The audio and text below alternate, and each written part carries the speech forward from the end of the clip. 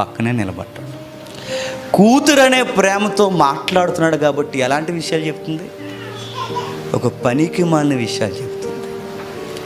తండ్రి పక్కన ఉన్నాడు కదని పబ్బుని చెప్పండి ఎగిరమ్మని పర్మిషన్ ఇచ్చినట్టు కాదు, నువ్వు మారుతావని ఒక అవకాశం ఇచ్చాడు. గుర్తుపెట్టుకో. నిన్ను ప్రేయర్ చేయమని వెంటనే ఆయన ప్రేయర్ చేస్తున్నాడంటే ఆ తప్పును ఆయన సమర్థిస్తున్నాడని కాదు. చెప్పండి, ఆ ప్రేమను అర్థం చేసుకుని లైఫ్లో తెలుస్తావని ఒక అవకాశం ఇస్తున్నాడు. దేవుడు కూడా కొన్ని విషయాలు మనం అలా చేస్తున్నప్పుడు దేవుడు ఏం అనకుండా ఎందుకు వదిలేస్తున్నాడంటే నీకు పర్మిషన్ సర్టిఫికేట్ ఇచ్చాడని కాదు.